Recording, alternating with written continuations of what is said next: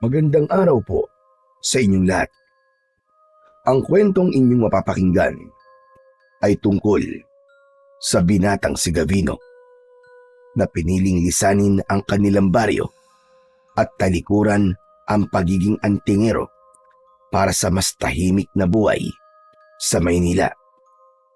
Ngunit nang dahil sa isang manghuhula at paulit-ulit na panaginip ay nagdesisyon si Gavino na bumalik sa Leyte kasama ang matalik niyang kaibigan na si Romar.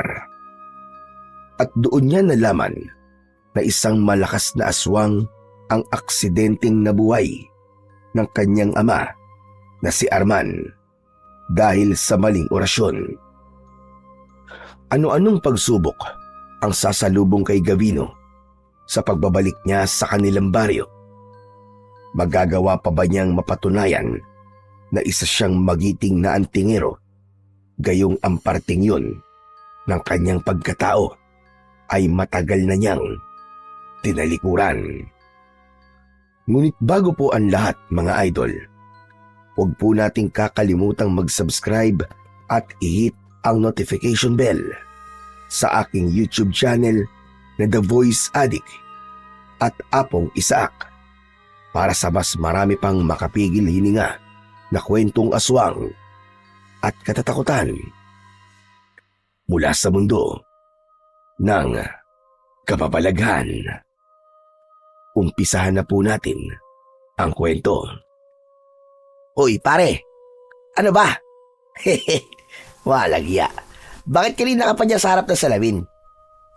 Kahit na anong ayos mo dyan sa buhok mo, hindi ka na magiging kasing gwapo ko. Sandali lang naman. Sinisiguro ko lang naman na mapapatingin ng lahat ng babae sa akin sa pagpunta natin sa mall. Sos, sa akin pa rin titingin ng mga babae kahit anong pagpapapogi na gawin mo. Joke lang. Alam ko namang mas gwapo ka sa akin . Pero bilisan mo na nga at magsasarado ng mall. 2 oras na lang ang meron tayo. Sayang naman yung sale ngayon. Mahaba pa ang 2 oras. Saka, hindi naman malayo dito ang mall, no? Tsaka tapos na ako. Kaya wag ka nang magalit. Tara na. Ay, sandali lang pala. May isusuot pa pala ako. Alin?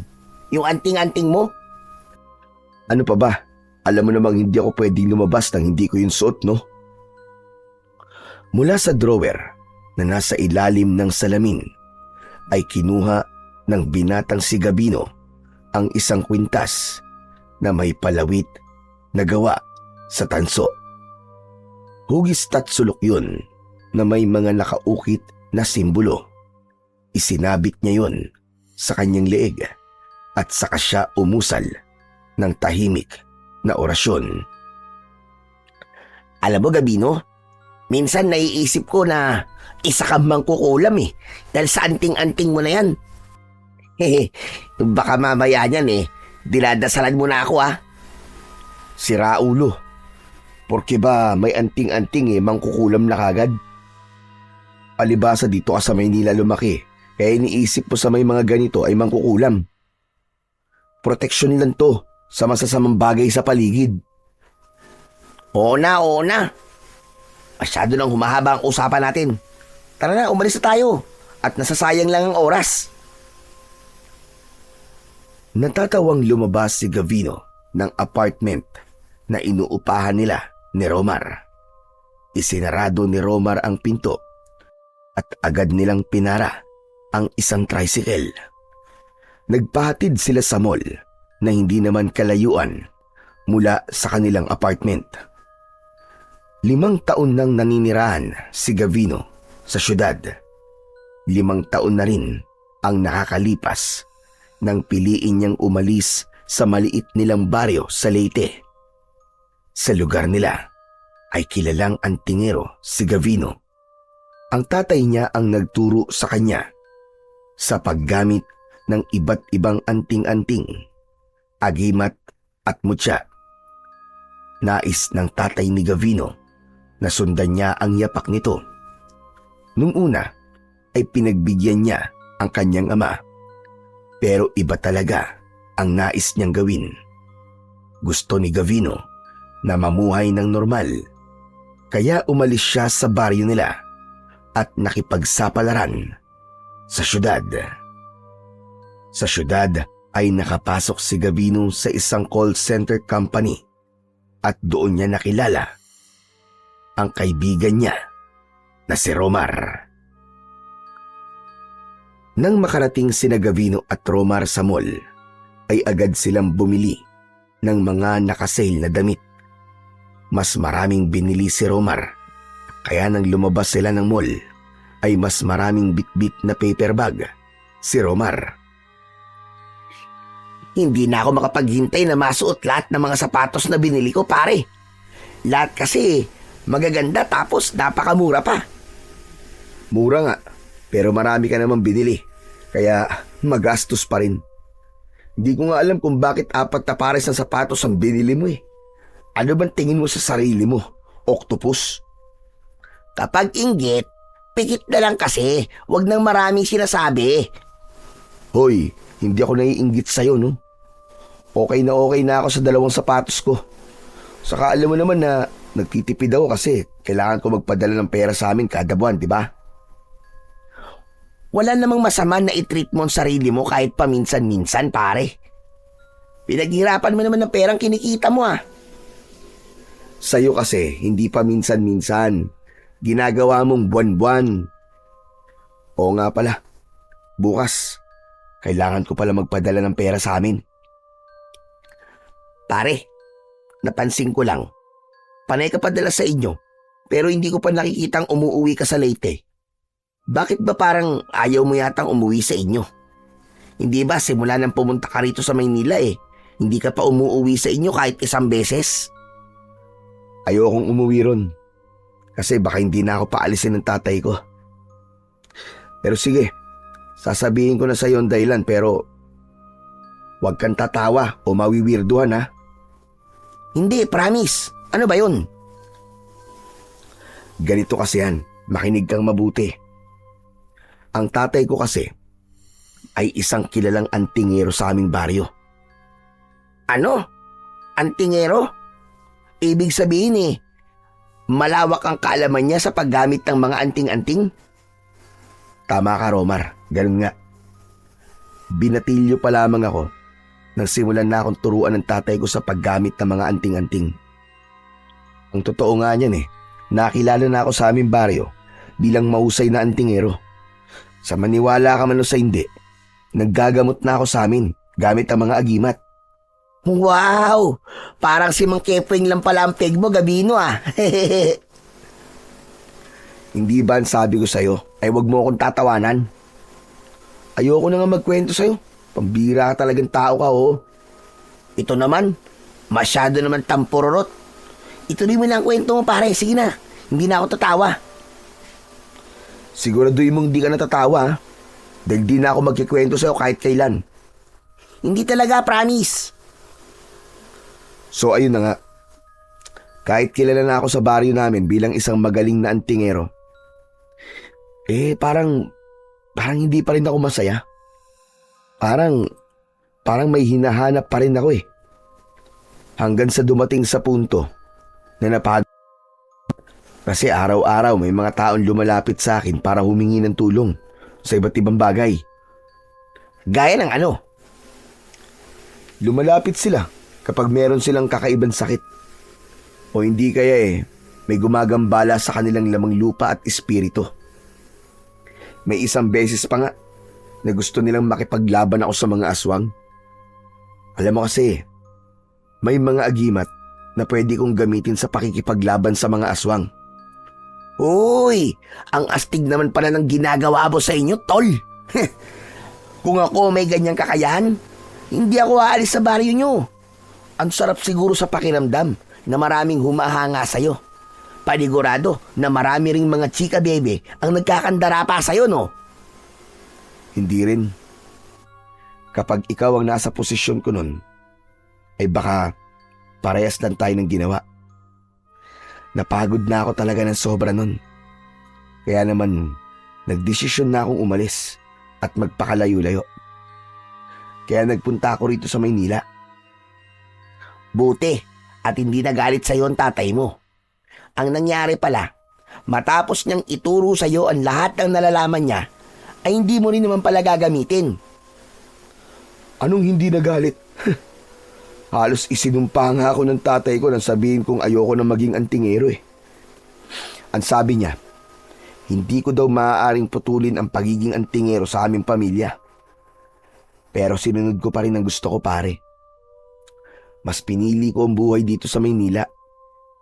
Dito kasi, mas tahimik ang buhay kesa dun sa baryo namin. Sa bagay, parang nakaka-pressure nga kung lahat ng mga tao ay nakaasa sa'yo. Parang hindi ka siguro pwedeng magkamali kapag ganun, no? Habang naglalakad si Gavino papunta sa sakayan ng jeep, ay biglang naalala ni Gavino ang tatay niya na si Arman. Nung bata pa siya, ay nasaksihan niya kung paano ito purihin ng mga tao dahil sa husay nito sa pagiging isang antingero. Nang panahon na yun, ay hinahangaan niya ng gusto si Arman, kaya pinangarap niyang maging kagaya nito. Ngunit nang lumaki na siya at nasa posisyon na siya ng kanyang ama, ay doon niya napagtanto kung gaano kahirap ang ginagawa nito. Malapit na si Gavino sa sakayan ng jeep ng isang matandang babae ang nakita nila na nasa gilid ng kalsada. May maliit na lamesa sa harapan ng matanda at nakabihis ito ng makulay na damit. Lalagpasan sana ni Gavino ang matanda nang bigla yung magsalita. Baka gusto niyong magpahula sa akin, mga utay. Magaling po ba kayo manghula, Lola? Bakit hindi niyo subukan? Sige nga, hulaan mo nga kung magpapahula ako sa inyo. Hindi ka magpapahula sa akin dahil wala ka ng pambayad. Ibinili mo na ng mga walang kwentang bagay ang perang meron ka. Kaya magpapalibre ka ng pamasahe pauwi sa binatang kasama mo. Aba? Teka, ang galing niyo naman. Paano niyo nalaman yun? Gavino, ikaw muna ang bahala sa pamasahe ko pauwi ha. Kahit bariya kasi wala na ako rito eh. Anak ng... Tara na pare. Paano hindi niya masasabing wala ka ng pera? Nakita niya ang mga dala mo. Alam niyang marami kang binili. Kaya wala ka na talagang pera, no? Sandali lang pare. Magpapahula lang ako. Manang, magkano po ba ang pahula sa inyo? 100 peso labang kada tanong. Pare, pautang naman ako ng 100 oh. Sige na. Ay nako, bahala ka nga sa buhay mo. Sige na, magpahula ka na at ako nang bahalang magbayad. Salamat pare ah. Napakabait po talagang kaibigan. Manang, hulaan mo nga kung kailan ako magkakaroon ng nobya. Akin na ang palad mo. Inilahad ni Romar ang palad nito sa manghuhula. Hinawakan naman yun ng matandang babae at tinitigan ito ang palad ni Romar. Napailing na lamang si Gavino at alam niya na nagsasayang lang siya ng oras at pera sa manghuhulang yun. Hindi dahil sa wala siyang paniniwala sa mga manghuhula. Ang totoo ay may ilang mahuhusay na manghuhula din sa baryo nila. Pero para sa kanya, ang mga manghuhula sa syudad ay mga peke at nagpapanggap lamang para kumita ng pera. Ano naman ang tagal niyo namang magsalita? Huwag kang masyadong mainipin. May nakikita na ako sa palad mo. Magkakaroon ka ng nobya kung pupunta ka sa ibang lugar. Isang malayong lugar na malayo sa lugar na kinasanayan mo. Ha? Hindi ba pwedeng dito ako sa Maynila makakahanap ng nobya? Abay, bakit mas parunok ka pa sa akin? Yun ang nakikita ko sa palad mo. Kaya ko mananatili ka sa lugar kung saan ka naninirahan ay walang pag-asa na magkaroon ka ng nobya. Nasa ibang lugar ang babaeng nakalaan para sa iyo. Ang pangit naman ang hula niyo sa akin, Manang. Wala kang magagawa dahil yon ang nakita ko sa iyong palad.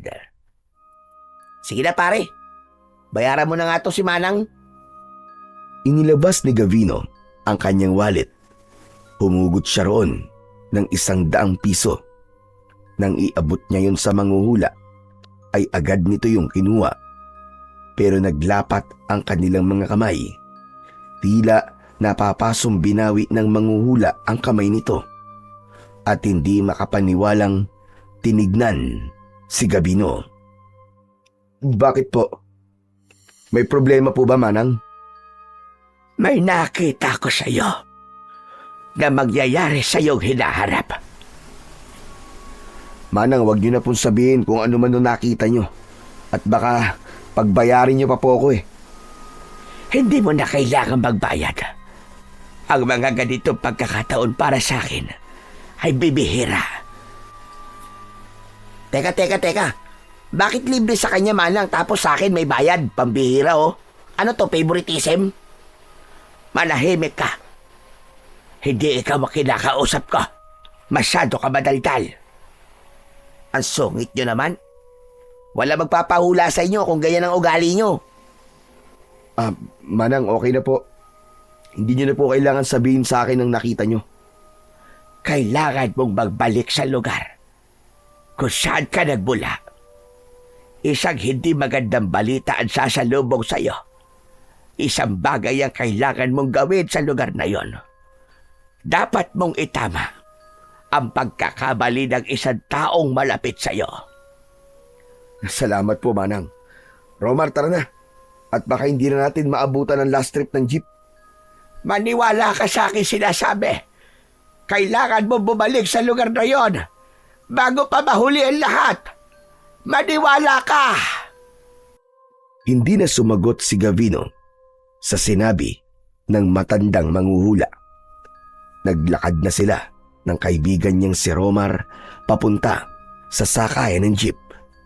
Sakto na pagdating nila roon ay 2 na lamang ang kulang na pasahero sa nag-iisang jeep na naroon. Kaya nang sumakay sila ay agad yung umandar paalis.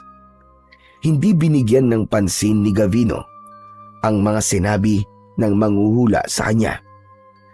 Para kasi sa kanya ay hindi yun tumutugma sa kung anong nangyayari sa buhay niya. Halos hating gabi na nang makabalik sina Gavino at Romar sa kanilang apartment na inuupahan. Naupo si Gavino sa sofa at binuksan niya ang telebisyon. Maya-maya pa ay tumabi si Romar sa kanya. Pare, sa tingin mo ba totoo yung hula sa akin na kailangan ko magpunta sa ibang lugar para magkaroon ako ng nobya? Aba, malay ko. Pwedeng totoo, pwede rin hindi. Kaya nga hula, di ba? Hindi siya sigurado kasi hula lang. Ewan ko. Parang legit naman si Manang eh. Yung hula niya sa'yo, pare. Parang tugma sa'yo, di ba? Ang sabi niya, kailangan mong bumalik sa lugar kung saan ka nagmula. Hindi ba matagal ka lang hindi nakakauwi sa Leyte? Hindi kaya, pare, kailangan mo lang umuwi muna ron? Sus, malamang kaya niya yung nasabi ay dahil sa mukha kong probinsyano. Kaya sinabi niyang kailangan kong bumalik sa aking pinanggalingan ay alam niyang dayo ko rito sa Maynila. Mahusay lang talaga siyang mag-obserba. Ewan ko ba, pare? Pero parang totoo naman siyang manghula eh. Malay mo, totoo yung hula niya sa akin na kailangan ko magpunta sa ibang lugar para magkaroon ako ng girlfriend, di ba? Pero saan naman kaya ako pupunta? Pare, mag-suggest ka nga sa akin kung saan maraming magagandang babae. Bahala ka sa buhay mo kung maniniwala ka sa manghuhulang yun. Basta ako, maliligo na ako at pagkatapos ay matutulog na. May pasok pa tayo bukas sa trabaho, kaya kailangan ko matulog ng maaga. Babay. Ang KJ mo talaga. Kaya hindi ka nagkaka-girlfriend eh. Ba't ikaw, meron na ba? Eh di ba wala rin naman? Aray ko. Talagang walang preno yung bibig mo, pare. Natatawang pumasok si Gavino sa banyo. Agad siyang naligo at pagkatapos ay nahiga na siya sa double deck bed na nasa iisang silid sa apartment na yon. Sa itaas siya nakapwesto. Para sa kanya ay hindi dapat nila pagtuunan ng pansin at paniwalaan ang hula ng matandang babae sa kanila kanina.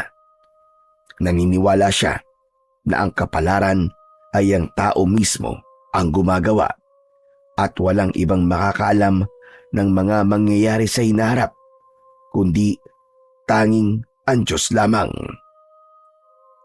Wala pang isang oras, simula nang makatulog si Gavino, ay dinalaw siya ng isang panaginip.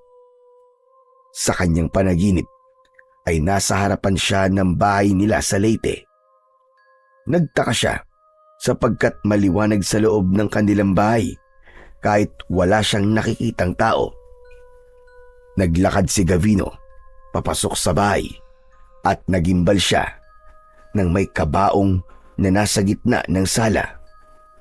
Marahang naglakad si Gavino papalapit sa kabaong at mas lalo siyang nagimbal dahil ang tatay niya ang nasa loob ng kabaong na yon. Biglang bumukas ang mga mata ng tatay niya. Bumangon ang tatay niya at galit na galit siya nitong sinakal. Nagising si Gavino mula sa panaginip na yon dahil sa boses at pagtapik ni Romar sa kanyang pisngi. Uy! Uy, pare, gising! Binabangungot ka! Aray ko! Tama na nga pagsampal mo sa akin. Gising na ako. Kanina pa kasi kita ginigising eh. Pero hindi ka magising-gising. Kaya pinagsasasampal na kita. Ano? May kailangan ka ba? Tubig? Gusto mong tubig? Sandali, kukuha lang ako.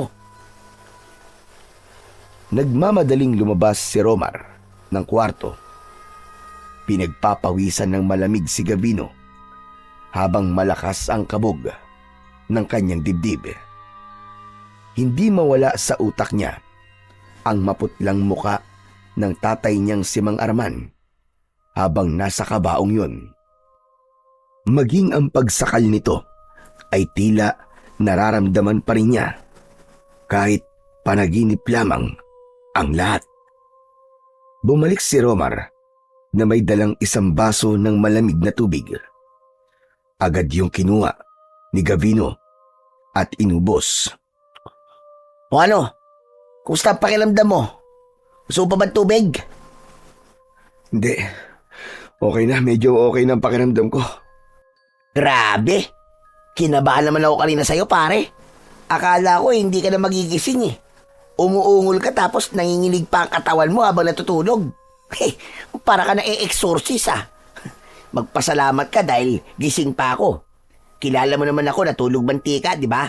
Kahit may sunog o lindol, hindi talaga ako magigising. Salamat, Romar, ha? Salamat dahil ginising mo ko. Napakasama na panaginipan ko, pare. Parang hindi na nga yung panaginip eh, kundi isang bangungot na. Ano ba kasi napanaginipan mo? Nakita ko ang tatay ko, pare, nasa loob ng kabaong. Tapos, bigla siyang bumangon. Tapos sinakal niya ako. Anak nang, mukhang taba nga yung sinasabi sa'yo ng manghuhula, Gavino. Ha? Ano ba sinabi niya? Nakalimutan ko na kasi hindi ko masyadong iniintindi ang mga sinabi niya kanina sa atin eh. Ang sabi ng manghuhula ay kailangan mo raw bumalik sa pinagmulan mo at may masamang balita na sasalubong sa'yo. Tapos, dapat mo raw itama ang pagkakamali ng isang tao na malapit sa'yo. Malinaw pare na dapat kang bumalik sa Leyte. Naisip ko rin na baka yung masamang balita na sasalubong sa'yo kapag nagbalik ka na ron ay konektado sa napanaginipan mo ngayon. Ibig mo ba sabihin baka patayin ang tatay ko?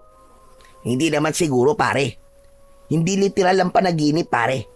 Siguro ay may masama lang na nangyari sa kanya. Pero hindi ibig sabihin na patay na siya. Biglang natahimik si Gavino sa mga narinig niya mula sa kaibigan niyang si Romar. May kung anong kilabot ang dumaloy sa kanya nang mapagkonekta niya ang kanyang panaginip at ang sinabi ng manghuhula. Bago siya bumalik sa pagtulog, ay nagdasal muna siya na sana ay walang masamang mangyari sa kanyang ama. Kahit galit ito sa kanya dahil sa pag-alis niya sa baryo nila, ay hindi niya maitatanggi na mahal niya ito. Simula noon ay paulit-ulit na napapanaginipan ni Gavino na patay na ang kanyang ama. Nang dahil sa pangyayaring yun, ay hindi na siya mapalagay at sa mga sumunod na araw ay lalo lang siyang nabahala. Hindi niya magawang makapagtrabaho ng maayos dahil palaging laman ng isip niya kung ano na ang nangyayari sa kanyang ama na nasa Leyte. Dahil sa hindi mapawi ang kanyang pag-aalala, nagpasya siyang mag-file na ng leave sa kumpanyang pinagtatrabahuan niya. Agad namang pinayagan si Gavino ng 3 linggong bakasyon. Kahit paano ay nakahinga siya ng maluwag at sa isip niya ay yun na ang tamang panahon para umuwi siya sa Leyte at malaman ang totoong kalagayan ng kanyang ama. Sabay na lumabas sina Gavino at Romar sa gusali kung saan sila nagtatrabaho.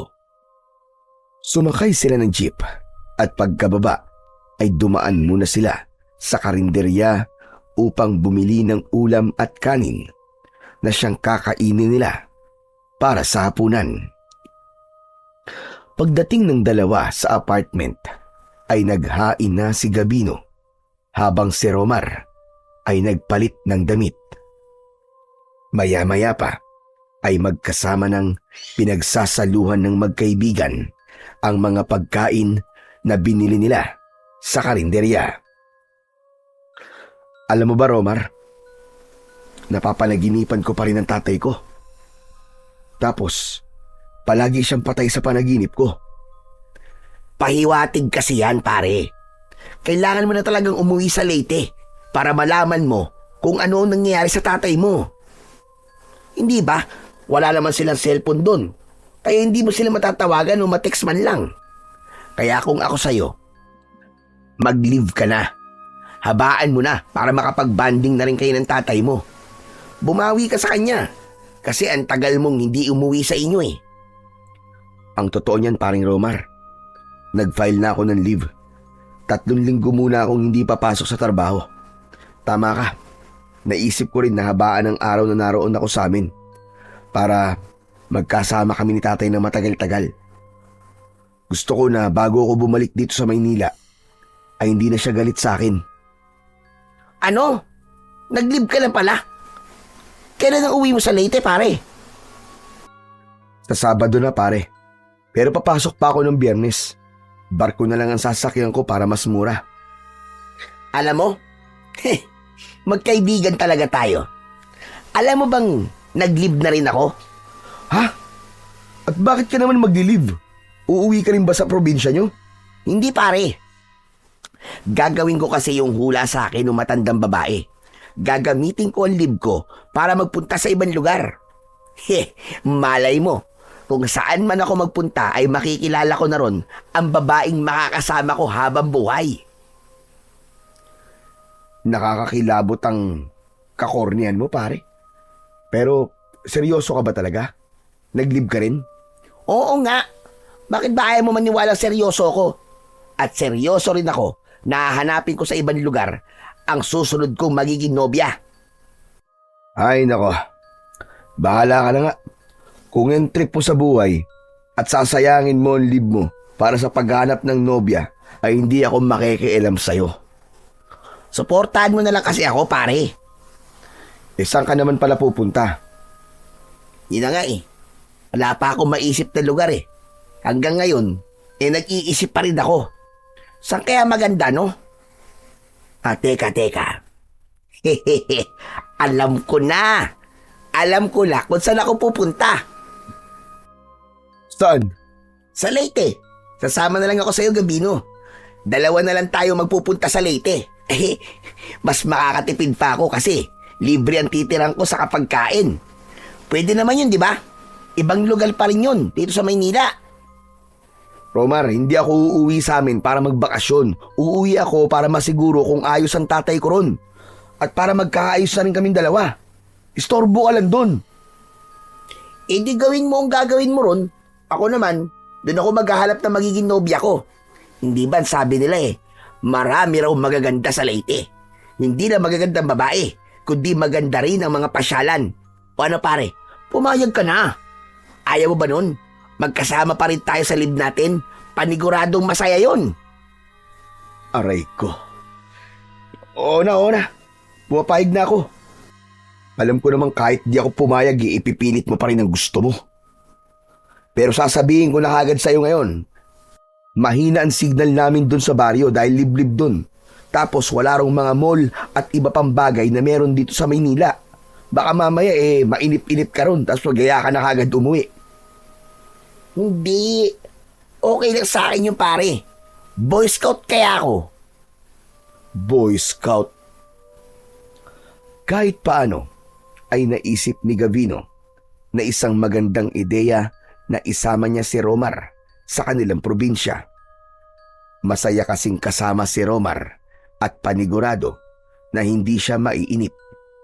Naisip niya ring ipakilala si Romar sa tatay niya bilang si Romar ang nag-iisa niyang naging kaibigan sa syudad.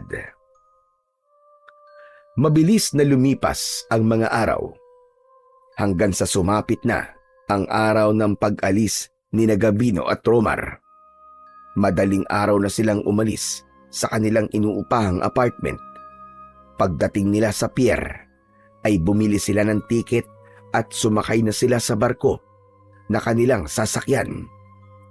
Nang umandar na ang barko, ay nagpasya si Gavino na umakyat sa itaas ng barko upang magpahangin at mag-isip. Nang marating niya ang deck, ay sinalubong siya ng malamig na hangin mula sa dagat. Tahimik siyang nakatingin sa malawak na karagatan. Pumasok sa isip niya ang posibilidad na hindi siya tatanggapin ng kanyang ama kapag nagkita silang muli. Matagal na rin siyang nawalay dito at hindi niya alam kung kaya pa nilang ayusin ang nasira nilang relasyon. Sa kabila ng lahat, alam niyang kailangan niyang umuwi, anuman ang kahinatnan ng kanilang pagkikita. Nagulat si Gavino nang may tumapik sa kanyang balikat. Paglingon niya ay nakita niya si Romar na tumatawa. Hehehe, ang sarap mo talagang gulatin kasi magugulatin ka. Ano bang ginagawa mo rito? Umalis ka nga muna rito. Gusto ko mapag-isa eh. Wow! Nagsisenti ang kaibigan ko. Sa ako magpaalis ka naman sa akin dito eh. Parang ikaw may-ari nitong barko. Huh. O ano? Ano ba ginagawa mo rito? Kanina pa kaya kita hinahanap. Iniisip ko lang kasi kung anong mangyayari kapag nakita ako ni tatay. Siyempre magiging masaya yun. Ang tagal nyo nang di nagkikita kaya paniguradong miss na miss ka na ng tatay mo. Duda ako sa sinabi mo na yan, pare. Hindi mo masasabi yan kung nakita mo lang kung gaano kagalit ang tatay ko nung nagpaalam ako sa kanya na magtutungo ako sa Maynila. Kulang na nga lang itakwil niya ako nun eh. Sinabi niya na sa pag-alis ko sa aming lugar ay para ko na rin tinalikuran ang pagiging anak ko sa kanya. Ilang taon na rin ang nakakalipas simula na mangyari yung pare. Malay mo, nawala na ang galit ng tatay mo sa'yo, di ba? Huwag ka na kasi munang mag-isip ng kung ano-ano. Saka mo na isipin yan kapag nasa harapan mo na mismo ang tatay mo. Ang mabuti pa ay kumain na muna tayo at nagugutom na ako. Hindi kasi tayo nakapag-almusal bago umalis, di ba? O sige, nagugutom na rin ako eh. Tara. Sumama si Gavino kay Romar sa pag-alis sa itaas ng barko. Pinilit niyang alisin ang mga bumabagabag sa utak niya ng sandaling yon at inihanda na lamang niya ang kanyang sarili sa kung anong maaaring mangyari kapag nakauwi na siya sa Leyte. Makalipas ang halos isang araw na paglalakbay sa dagat, sa wakas ay dumaong na ang barko sa pantalan ng Leyte. Agad na bumaba sina Gavino at Romar, bit-bit ang kanilang mga gamit. Sumakay sila ng bus. Pagkababa nila sa barko, nang makaupo na sila sa loob ng bus, ay doon na nila naramdaman ang pagod. Ay, grabe! Nakakapagod pala ang bumiyahe sa barko, pare. Dapat pala nag-eroplano na lang tayo. Hayaan mo na. Nakatipid naman tayo eh. Dito ka na lang magpahinga. Talaga magpapahinga ako at matutulog. Hindi ako nakatulog ng maayos sa barko kasi iniisip ko, baka mamaya biglang lumubog eh. Loko ka talaga kahit kailan. Sige na, magpahinga ka na muna. Nang pumikit si Romar, ay tumingin naman si Gavino sa labas ng bintana. Maya-maya pa, umusad na ang bus. Habang pinagmamasdan ni Gavino ang dinadaanan nila, ay lalo lamang niyang naramdaman ang kaba dahil alam niya na paikli na ng paikli ang distansya niya sa kanyang ama. Matapos ang ilang oras na biyahe, ay nakarating na sina Gavino at Romar sa isang maliit at liblib na baryo sa Leyte. Habang naglalakad sila papunta sa bahay doon ni Gavino, ay hindi napigilan ni Gavino ang maluha dahil sa samot-saring mga alaala na bumalik sa kanyang isipan.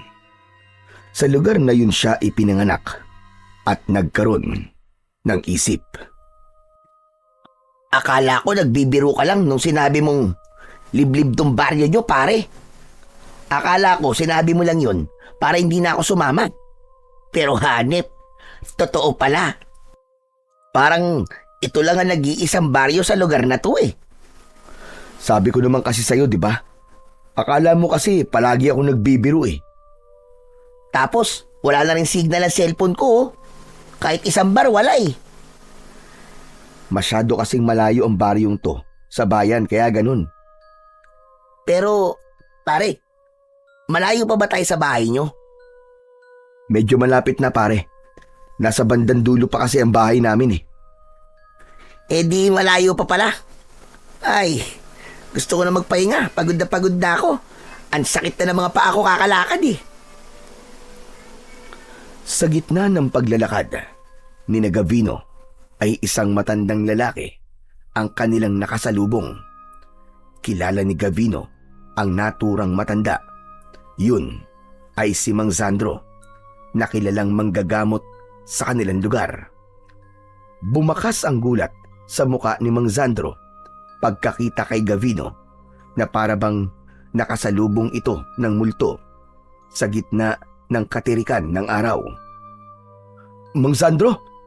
Mang Sandro! Kumusta na po? Ang tagal na po ng huli nating pagkikita. Gavino!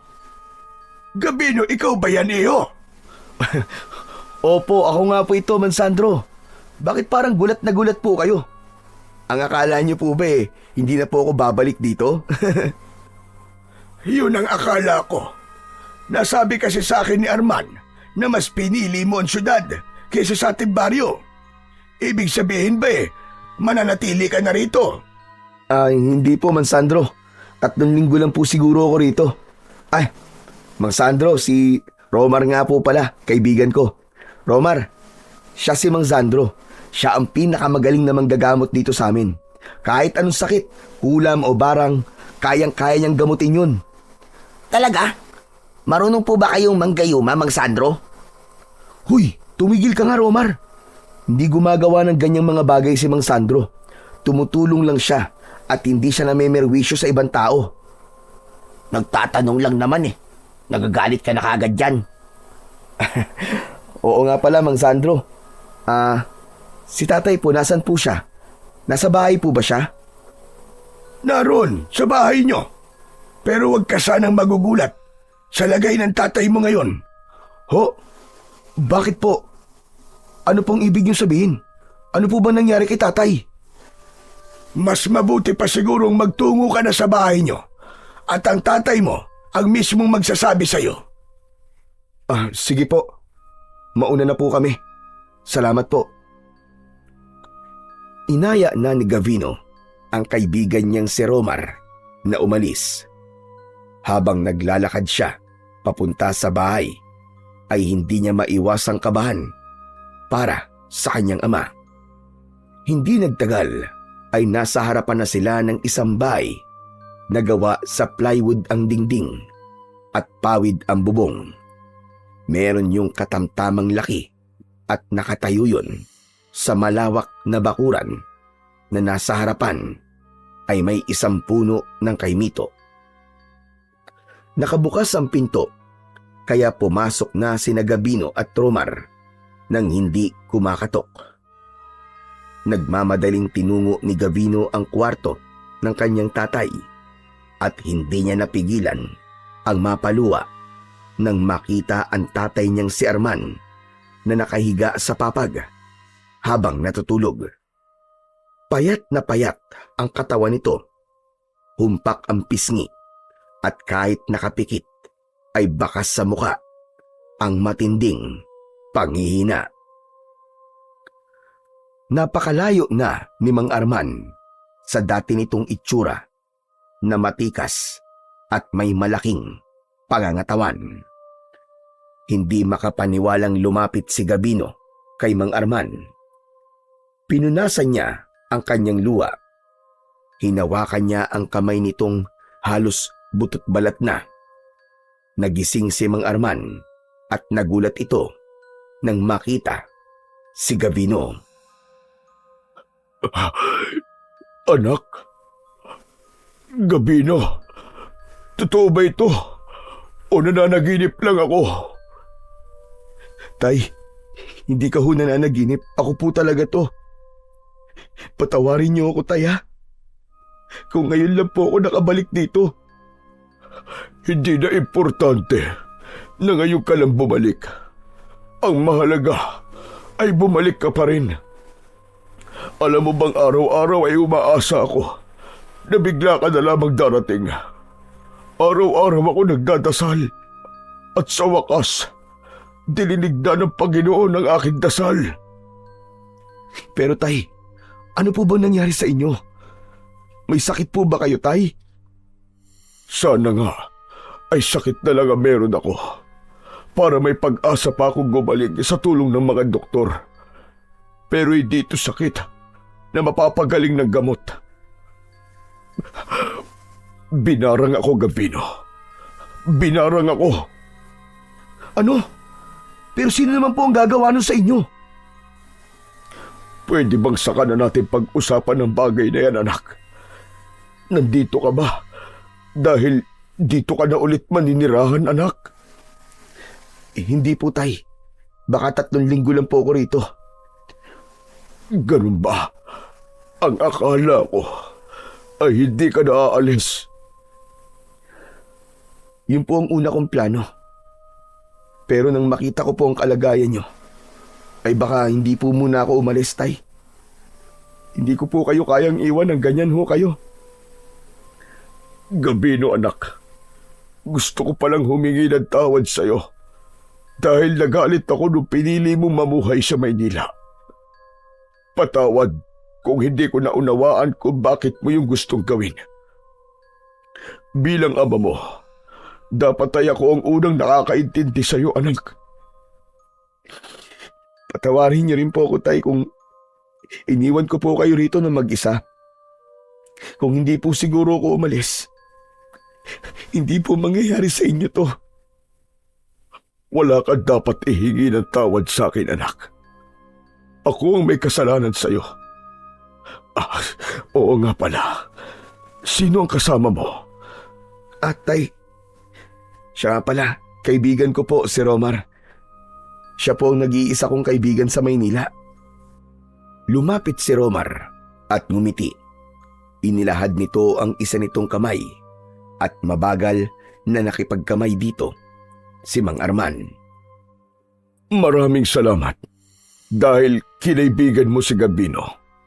Ang totoo, wala siyang kaibigan dito sa aming lugar dahil mahirap para sa kanya ang magtiwala. Wala pong anuman. Mabait naman po si Gabino, sir. Kaya madali ko po siyang nakasundo. Oo nga pala. Nagugutom ba kayo? Sandali lang at magluluto lang ako ng pagkain. May saging pa riyan. Ipiprito ko na lamang yon. Tay, wag na po kayong kumilos. Hindi pa naman po kami nagugutom ni Romar eh. Huwag kang mag-alala. Kahit ganito ang aking katawan ay kaya ko pag kumilos kahit papano. Isa pa, pakiramdam ko mas lalo ko nangihina kapag nakahiga lang ako. Tay, wag na po kayong tumayo. Okay lang ho kami. Magpapahinga na lang po muna kami ni Romar. Maayos pa po ba yung kwarto ko sa kabila? Palaging malinis ang kwarto mo, anak, dahil iniisip kong baka bigla kang dumating. O sige na, magpahinga na muna kayong dalawa.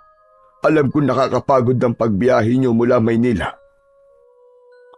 Bago lumabas si Gavino sa kwarto ni Mang Arman, ay niyakap muna niya ito ng maigpit.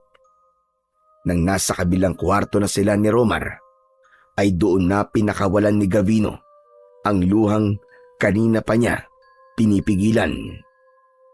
Pinigilan niya ang mapahagulgol dahil ayaw niyang marinig yun ng kanyang ama. Lumapit naman si Romar kay Gavino. Tinapik nito ang kanyang likod at hinayaan lang siya nitong umiyak. Nang medyo kumalma na siya, ay doon na siya nagsalita ng mahina. Napakawalang kwenta kong anak, pare. 5 taon kong tiniis na hindi makita ang tatay ko. Kung kahit paano sana binisita ko siya, ay baka hindi ito nangyari sa kanya.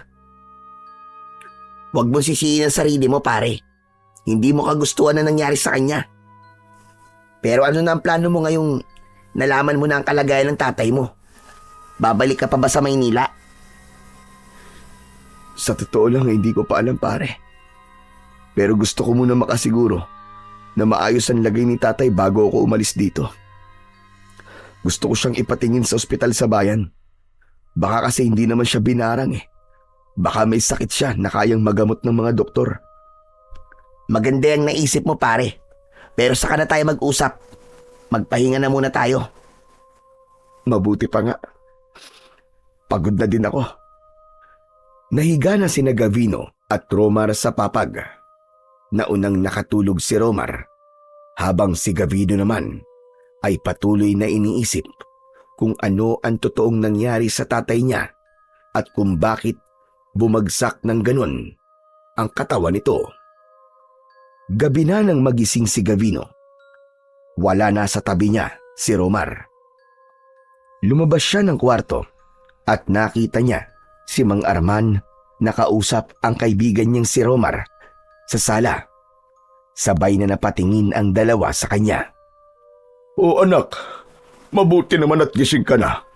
Ikaw na lang ang hinihintay namin para maghapunan na tayo. Dapat po nauna na kayong kumain eh. Ayoko kasing palampasin ang pagkakataong ito na makakasabay ka ulit sa hapunan, anak. Tara na sa kusina para makakain na tayo. Niluto ko ang paborito mong nilagang baboy. Alam niyo pa rin po pala kung ano po ang paborito kong ulam, tay, ha? Magkakasabay na nagtungo ang tatlo sa kusina. Maya-maya pa ay magkakasabay na silang kumain. Kaya nga pala, natutuwa ko malaman na malapit ka na palang ma-promote sa trabaho mo, anak. Mukhang napaganda ang buhay mo sa Maynila. Paano niyo po nalaman yun, tay? Ako nagkwento sa kanya, pare.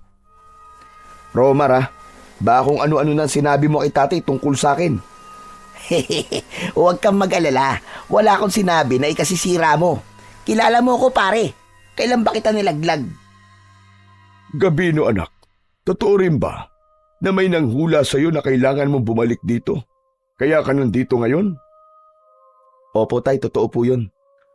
Saka ilang beses ko po napanaginipan, napatay na po kayo.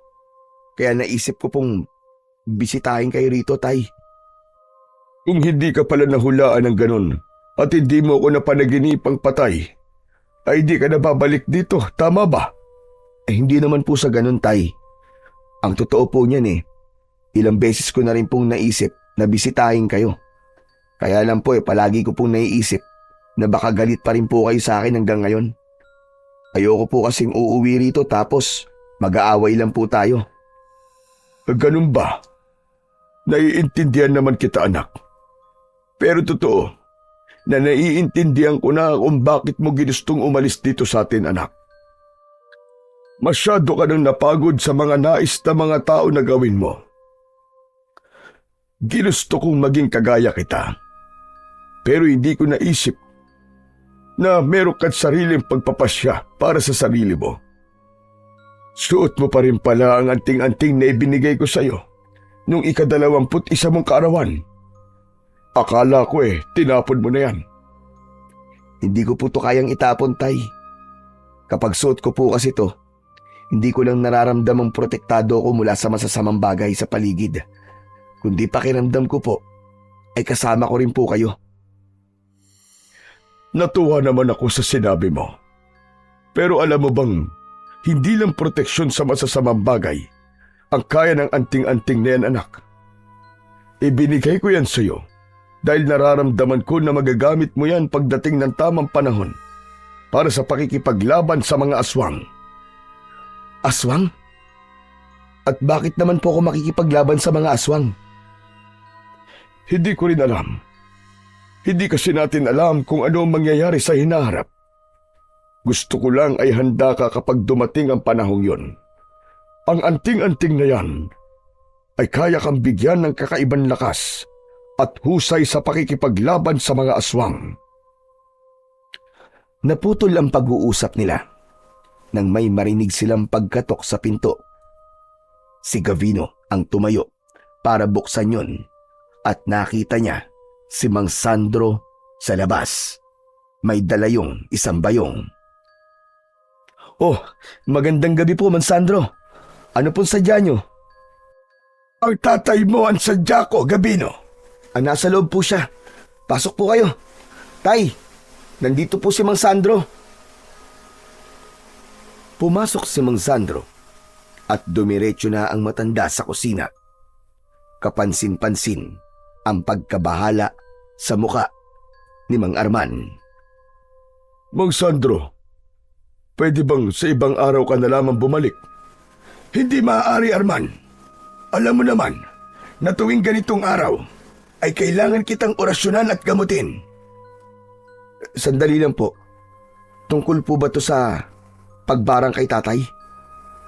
Oo, linggo-linggo ay kailangan kong bigyan ng orasyon ang tatay mo. Masyadong malakas ang barang sa kanya at kung hindi ko ito gagawin, ay baka mamatay siya. Mang Sandro naman, huwag niyo naman pong takutin ang anak ko. Bakit? Hindi mo ba sinasabi sa anak mo kung gaano kaseryoso ang nangyayari sa'yo? Teka. Ano po bang nangyayari kay tatay? Ano po ba talaga ang lagay niya? Mang Sandro, ikaw na ang bahalang magsabi ng lahat kay Gabino. Binabarang ang tatay mo, Gabino.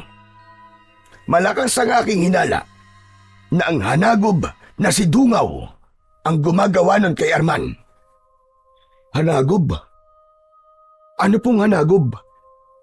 Isang uri ng malakas na aswang ang hanagob. Sila ay bunga ng isang bangkilan at gahunan. At ang hanagob na bumarang sa iyong ama ay si Dungaw, isang aswang na matagal nang pinatay ng iyong mga ninuno. Matagal na po pala siyang patay. Pero bakit nagawa pa niyang barangin si tatay? Isang malaking pagkakamali ang nagawa ng iyong ama, Gabino. Nung nakaraang taon, ay nagkaroon ng matinding tagtuyot dito sa ating lugar. Namatay ang lahat ng mga pananim at maging ang ilog dito ay natuyo. Gumawa ng orasyon ang iyong ama upang magkaroon ng ulan. Ginamit niya ang kanyang pagiging antingero. Ngunit kasabay ng pag-ulan, ay muling nabuhay si Dungaw. Ang aming hinala ay nagkaroon ng pagkakamali si Arman sa kanyang orasyon. Kaya yon nangyari. Hindi makapaniwalang napatingin si Gavino kay Mang Arman. Napayuko si Mang Arman na parabang hiyang-hiya ito. Ngunit walang paninising naramdaman si Gavino sa kanyang ama. Tanging awa ang kanyang nararamdaman dahil alam niya kung gaano ito kahusay na antingero. Ilang beses na nitong ginawa noon ang orasyon para umulan at para magkamali ito ng isang beses. Alam niya na labis ang panliliit na nararamdaman ni Mang Arman. Tay, totoo po ba ang lahat ng sinabi ni Mang Sandro? Nakakahiyaman pero totoo ang lahat ng narinig mo, anak. Alam ni Dungaw na ang mga ninuno natin ang pumatay noon sa kanya. Kaya sa akin siya gumaganti. Sa tingin ko, ay unti-unti niya akong pinapatay.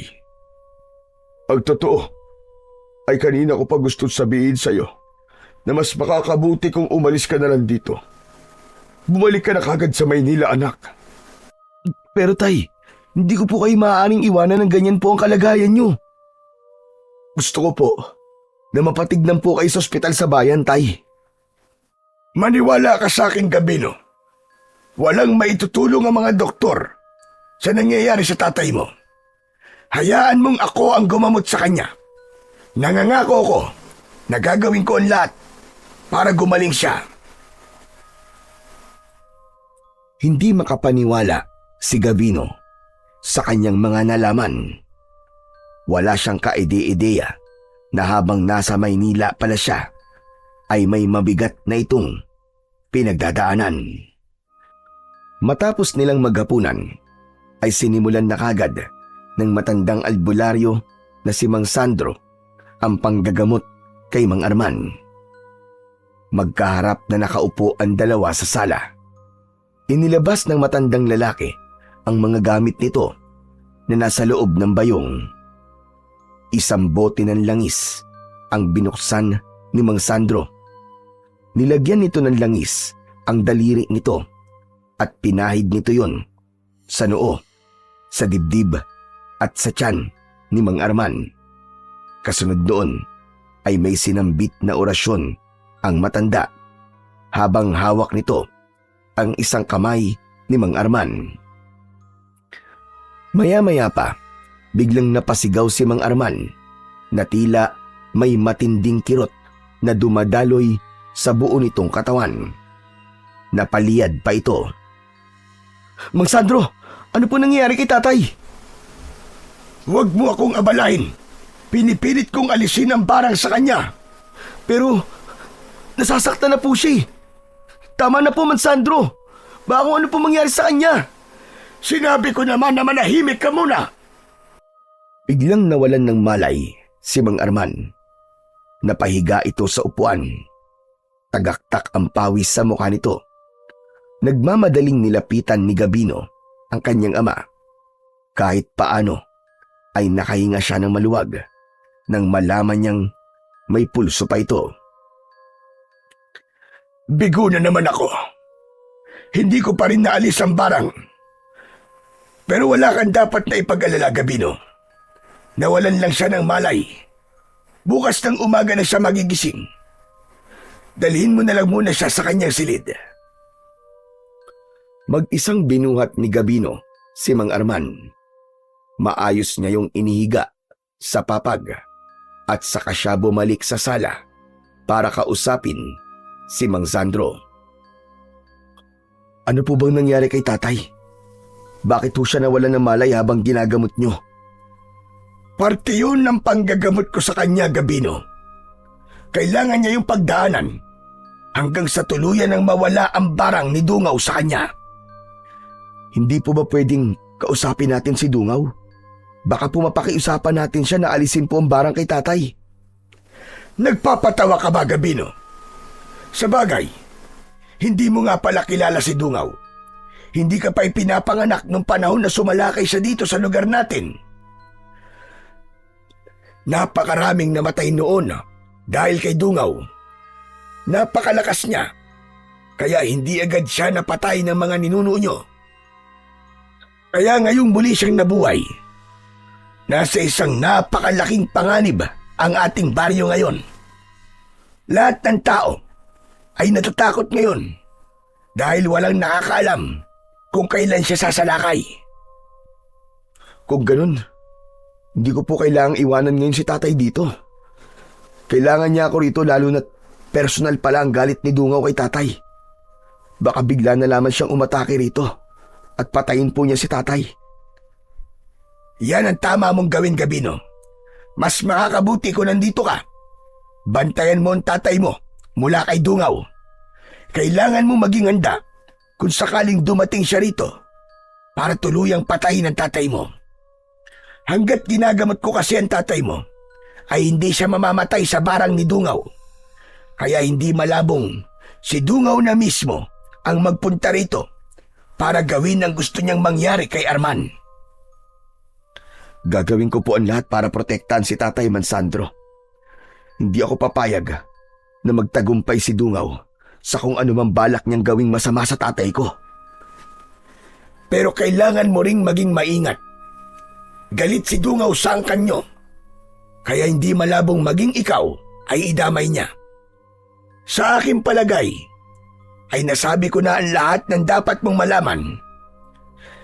Kailangan ko nang umuwi at may mga bagay pa akong dapat gawin. Ihatid ko na po kayo, Mansandro. Hindi na. Hindi na kailangan.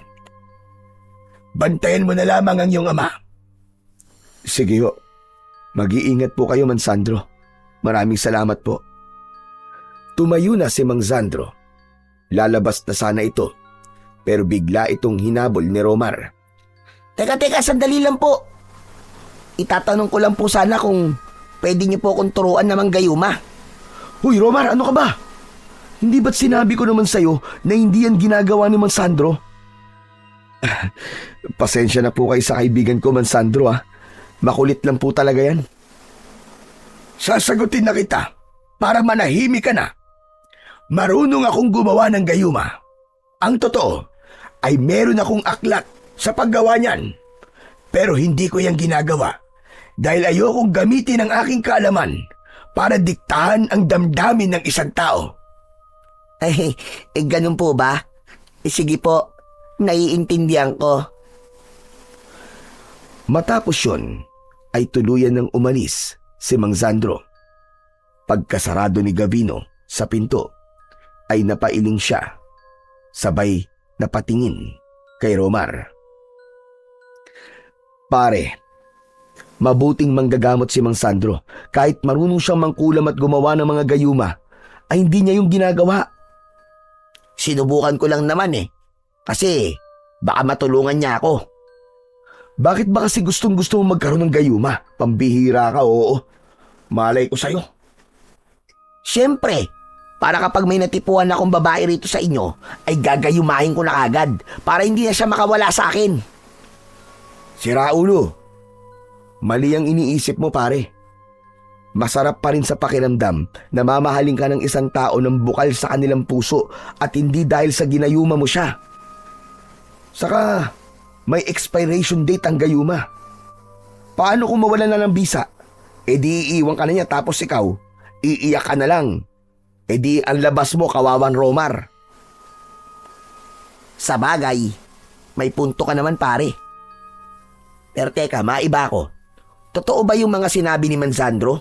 Yung, anagob? Kahit kailan pare, ay hindi nagsinungaling si Mansandro sa mga tao rito sa amin. Lalo na sa amin ni tatay.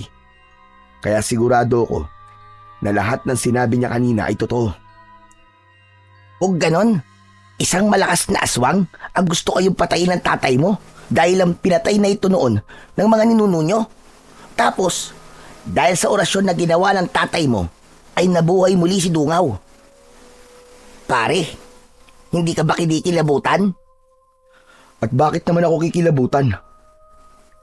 Nakalimutan mo na ba yung hula sa'yo nung matandang babae? Parang lahat ng hula niya ay nagkatotoo na. Una, yung kailangan mong bumalik dito. Tapos ngayon naman, yung kailangan mong itama ang pagkakamali ng isang taong malapit sa'yo. Nakukuha mo ba ang ibig kong sabihin, pare? O baka gusto mong ipaliwanag ko pa sa'yo? Hindi mo na kailangang ipaliwanag sa akin, Romar. Alam ko na ang ibig mo sabihin. O di ba? Magaling talaga yung manghuhula na yun. Kaya naniniwala rin ako na dito sa lugar na to ko, makikilala ang magiging girlfriend ko. Oo na. Magaling nga yung manghuhula na yun. Pero maliligo lang muna ako tapos matutulog na. Saka na tayo mag-usap tungkol sa bagay na yan. Pumasok si Gavino sa kanyang silid.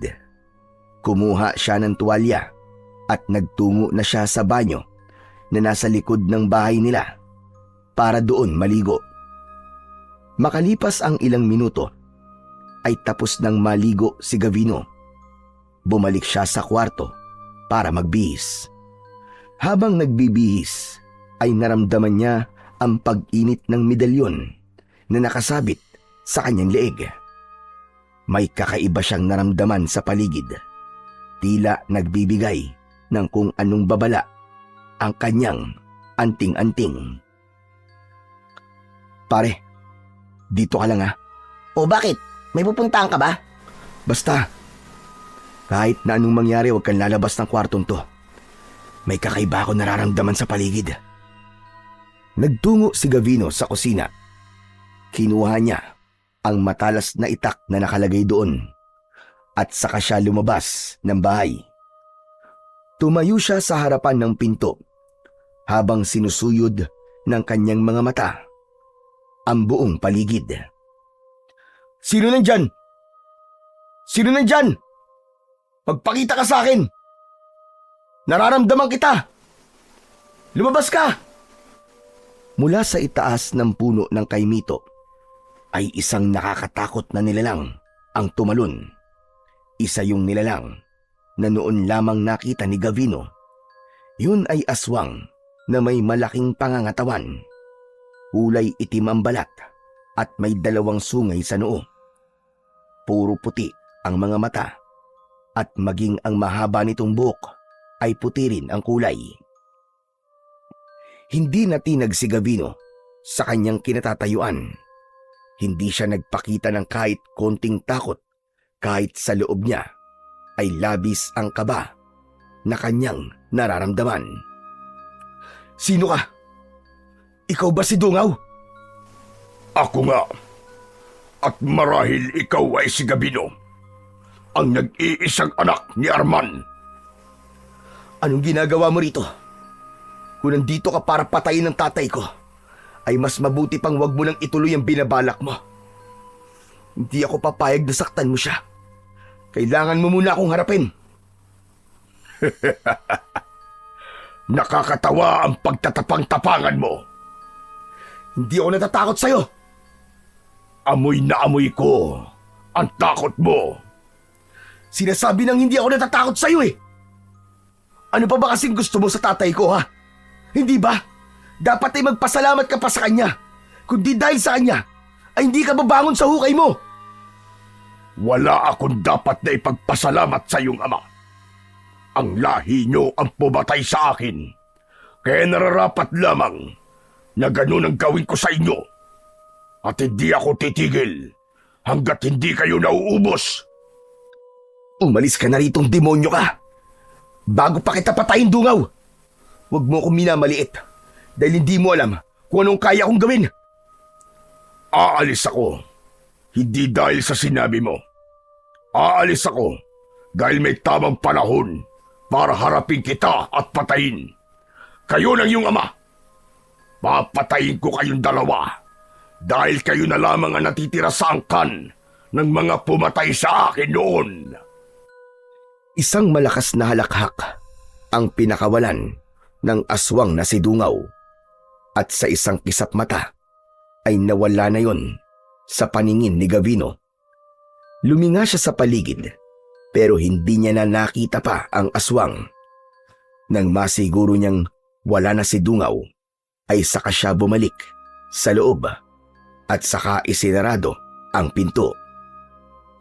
Sinilip ni Gavino si Arman sa silid nito at nakita niyang mahimbing pa rin ang tulog ng kanyang ama. Matapos yun ay saka siya bumalik sa silid nila ng kaibigan niyang si Romar. Naabutan niya si Romar na nakasiksik sa isang sulok habang may hawak na kutsilyo. Nanginginig ito at bakas sa muka ang takot. Ano pare? Umalis na ba si Dungaw? Umalis na ba siya? Oo pare, wala na siya. Teka, ano bang ginagawa mo dyan? Sumilip kasi ako sa bintana pare. Nakita ko si Dungaw habang kausap mo siya. Sa totoo lang pare, kanina hindi pa rin ako naniniwala sa mga sinabi ni Mang Sandro. Pero nang makita ko si Dungaw ngayon, nagbago na ang isip ko pare. Totoo nga mga aswang pare. Totoo mga aswang. Kaya pala may kutsilyo kang hawak eh. Akala mo siguro aatakihin niya tayo rito sa loob, ano?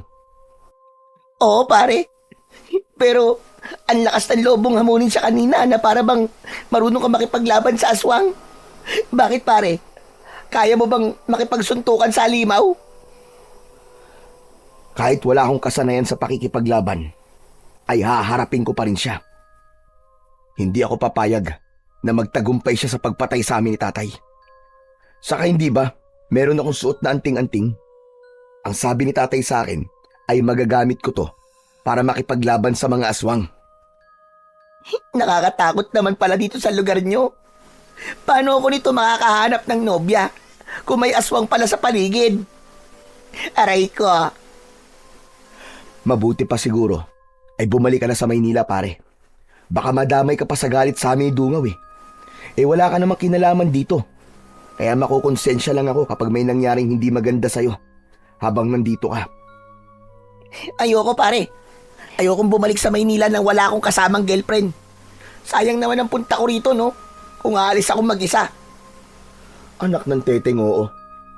Talagang girlfriend pa rin ang iniisip mo kesa sa buhay mo? Aba syempre. Yan naman talagang ipinunta ko dito, di ba? Saka, kahit paano, malaki naman ang tiwala ko sa'yo pare. Naniniwala ko na matatalo mo ang Dungaw na yun. Ikaw pa ba? Ay nako, bahala ka sa buhay mo kung ayaw mong umalis. Basta hindi ko maipapangako na kaya kitang protektahan mula kay Dungaw ha.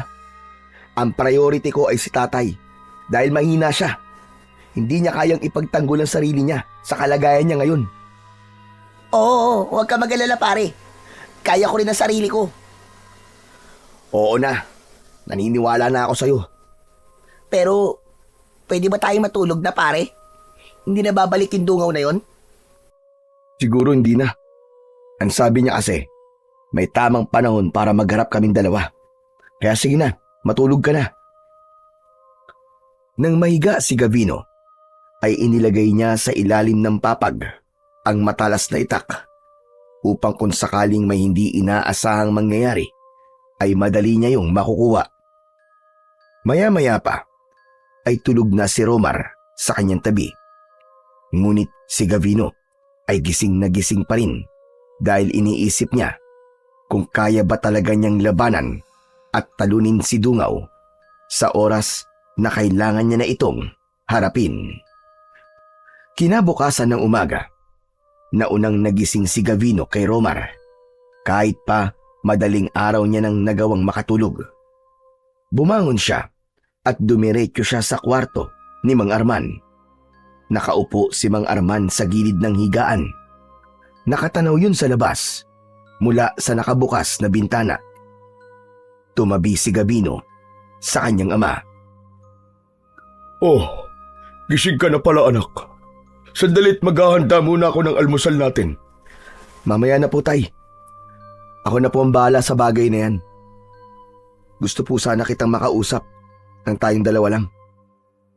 Tungkol ba sa mga nalaman mo kagabi mula kay Mansandro? Naipaliwanag na po sa akin ni Mansandro ang lahat, Tay. Ang gusto ko pong pag-usapan natin ay si Dungaw. Tay, nasa labas po siya kagabi ng bahay natin.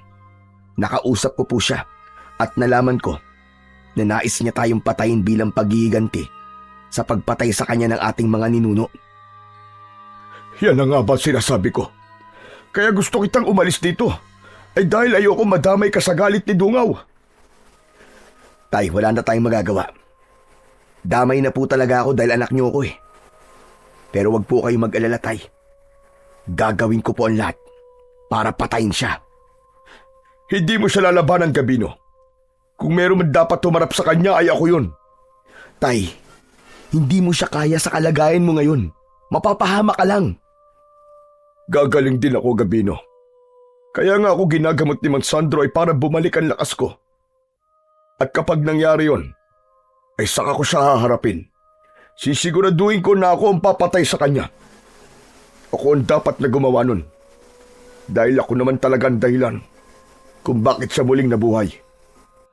Pero Tay, wala pong kasiguraduhan kung kailan kayo gagaling.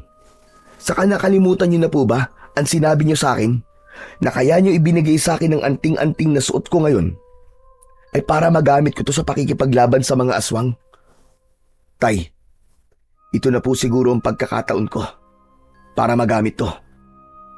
Sandaling natahimik si Mang Arman. Muli itong tumingin sa malayo. Maya-maya ay tumulo ang luha nito na agad naman itong pinunasan gamit ang kamay. Sa totoo lang, anak, ay hiyang-hiya ko talaga sa'yo. Ako sana ang dapat na nagtatanggol sa'yo bilang ako ang iyong ama. Pero kabaligtaran ang nangyayari ngayon. Kung hindi lang sana ako binarang ay matagal ko nang tinapos ang buhay ng Dungaw na yan.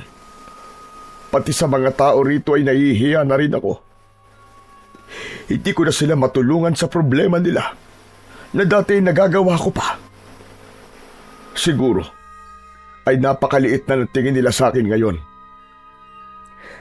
Naniniwala po ako na hindi ganyan ang tingin ng mga tao sa inyo, Tay. Ilang taon na rin po kayong tumutulong sa kanila nang walang hinihinging kapalit. Alam kong naiintindihan ng mga tao kung bakit pansamantala ay hindi niyo muna sila matutulungan. Kaya nga po kailangan ko ring mapatay si Dungaw. Baka kapag namatay na siya, ay mawala na rin ang bisa ng barang sa inyo. At kapag nangyari yon, ay lalakas na po ulit kayo at makakabalik na kayo sa mga ginagawa niyo dati bilang tagapagtanggol ng baryong ito. Ewan ko, anak. Minsan na hindi ko maiwasang manliit, lalo na't biglaan ang nangyaring ito sa akin. Pero sige, hahayaan na kita na manatili rito at subukang patayin si Dungaw. May tiwala ako sa iyo, Gabino, anak. Gusto kong makita ng mga tao rito sa atin na kahit matagal kang nawala, ay kaya mo pa rin maging magiting na antingero, gaya ng ating mga ninuno. Gaya nyo po, Tay. Gaya nyo. Kasama ko po kayo sa magigiting na antingero ng ating lahi. Kahit kailan, ay hindi na yun mabubura sa isip ng mga tao sa lugar natin. Huwag nyo pong kalilimutan yon, Tay. Dahil sa sinabing yon ni Gabino, ay napangiti si Mang Arman. Naluluwang niyakap ni Mang Arman si Gabino. Gumanti naman si Gabino ng isang mahigpit ring yakap dahil nais niyang maiparamdam sa kanyang ama ang lubos niyang pagmamahal para dito. Matapos mag-almusal, ay umalis muna si Gabino para magtungo sa bahay ni Mang Sandro. Nasa labas na siya ng bahay nila nang biglang hinabol siya ni Romar. Tol, sandali! Saan ka pupunta? Kay Mang Sandro, kailangan ko siya makausap tungkol sa nangyari kagabi. Sama ako. O sige, alam ko na maiinip ka lang sa bahay kapag iniwanan kita ron eh. Hindi naman. Ang totoo naaaliw ako sa mga kwento ng tatay mo eh. Kaya lang, hindi pa kasi ako nakakagala rito kaya naisipan kong lumabas. Tara na. Nagsimula na maglakad ang dalawa. Sa kanilang paglalakad ay biglang huminto si Romar. Yung pala ay may nakita itong isang magandang dalaga na nagwawalis sa harapan ng isang kubo. Pre. Ikaw na lang pala muna ang pumunta sa bahay ni Mang Sandro. Ayoko nang sumama sa inyo. Parang ang sakit ng binti ko eh. Oo na. Alam ko naman ang dahilan kung bakit ayaw mo sumami. Sige na, mauuna na ako. Galingan mo ha. Iniwanan na ni Gavino si Romar. Mahina pa siyang natawa dahil alam niya na mas lumilinaw ang mata ni Romar kapag nakakakita ito ng isang magandang babae. Pagdating naman ni Gavino sa bahay ni Mang Sandro ay naabutan niya ang matandang lalaki na nagkakape sa labas ng bahay nito. Oh, ang aga mo naman yata bumisita rito, Gabino. May kailangan ka ba? Mang Sandro, may nangyari kagabi. Nagpakita po sa akin si Dungaw. Nagkausap din po kami. Ano? Totoo ba yung sinasabi mo? Ano napag-usapan yung dalawa? Sinabi po niya, napapatayin niya kami ni tatay dahil nais niyang ubusin ang lahi ng mga pumatay sa kanya noon. Ang hinala ko po, kapag napatay niya na kami, ay saka naman siya sasalakay ng tuluyan dito sa ating baryo. Alam niya kasi na kapag wala na kami ni tatay, ay wala nang makikipaglaban sa kanya at magtatanggol sa baryo. Nakita mo na? Hindi ba't tama ang lahat ng sinabi ko sa'yo? Naniniwala naman po ako sa mga sinabi niyo, Mang Sandro eh. Pero may isang bagay lang po sana akong gustong kumpirmahin. Kapag po ba napatay ko si Dungaw, ay babalik na po si tatay sa dati? Mawawalan na po ba ng bisa ang barang sa kanya? Oo, gagaling ang tatay mo sa sandaling mamatay si Dungaw. Isa yun sa paraan para mawala ang barang ni Dungaw kay Arman. Kung ganun man, Sandro, kailangan ko pong mapatay si Dungaw sa lalong madaling panahon. Hindi ko na po kayang makitang nahihirapan si tatay. Masama mang pakinggan, pero natatakot po ako na kapag tumagal pa si tatay sa ganung kalagayan, ay tuluyan na po siyang mawawala sa akin. Ayoko pong humantungan lahat sa ganun, lalo na't nagkaayos na po kami ni tatay. Maganda ang hangarin mo, Gabino. Kaya sigurado ko na magtatagumpay ka. Pero, paano mo papatahin si Dungaw? Ipapaalala ko lang sa'yo na hindi siya pangkaraniwang aswang. Isa siyang halagob. Sa totoo lang po, Mang Sandro, ay hindi ko pa rin po alam ang gagawin. At hindi rin po ako sigurado kung kaya ko ba siyang patayin. Pero desperado na po akong iligtas ang buhay ni tatay. Ito po ang paraan ko para makabawi sa ilang taon na tiniis ko siyang hindi dalawin. Kung kailangan mo ng aking tulong, ay magsabi ka lang. Tandaan mo, nakakampi niyo ko ni Arman sa laban niyong ito. Maraming salamat po sa inyo. Gusto ko po sanang malaman kung saan nagtatago si Dungaw. Baka alam niyo po. Base sa mga narinig ko, sa mga taong nakakita kay Dungaw, ay nakita nila itong pumasok sa isang kuweba na malapit sa isang puno ng balete doon sa may gubat. Maaaring ang kuwebang yon ang ginagawang tirahan ni Dungaw. Salamat po sa impormasyon na yan, Man Sandro. Sige ho, mauuna na po ako. Mag-iingat ka, Gabino. Sana'y magtagumpay ka sa pagpatay mo kay Dungaw. Pagpalain ka nawa ng dakilang lumika. Muling nagpasalamat si Gabino kay Mang Sandro bago siya tuluyang umalis. Pagdating niya sa kanilang bahay ay sumalubong sa kanya ang impit na pagdaing ni Mang Arman mula sa kwarto nito. Nagmamadaling pinuntahan ni Gabino ang kanyang ama at nakita niya itong nakahiga sa sahig habang namimilipit sa sakit. Nag-aalalang nilapitan ni Gabino si Mang Arman. Tay, ano po nangyayari sa inyo? Ano po masakit sa inyo, Tay? Napakasakit na tiyan ko, anak. Hindi ko na kaya. Pakiramdam ko ay mamamatay na ako. Sandali lang po. Tatawagin ko lang po si Mansandro. Ngunit hindi pa man nakakatayo si Gabino nang biglang sumuka ng itim na likido si Mang Arman. Labis silang nagimbal dahil may kasamang mga uod at iba't ibang uri ng insekto ang likidong yon na lumabas sa kanyang bibig. Matapos sumuka ay bigla na lamang nawalan ng ulirat si Mang Arman. Sandaling iniwanan ni Gavino si Mang Arman at bumalik siya sa bahay ni Mang Sandro. Sinabi niya sa matandang lalaki ang nangyari at kasama niya itong binalikan si Mang Arman. Wala pa ring malay si Mang Arman nang dumating sila. Inihiga ito ni Gabino sa kama. Inilapat ni Mang Sandro ang palad nito sa tiyan ni Mang Arman at napailing ang matandang albularyo. Bakit po kayo umiiling? Kumusta na po si tatay? Nawalan siya ng malay dahil sa labis na pananakit ng kanyang tiyan. Ngunit ito ay hindi normal na sakit ng tiyan, Gabino. Dulot ito ng pambabarang sa kanya. Kailangan kong maging tapat sa'yo. May posibilidad na tuluyan ang mamatay ang tatay mo kapag tumagal pa siya sa ganitong sitwasyon.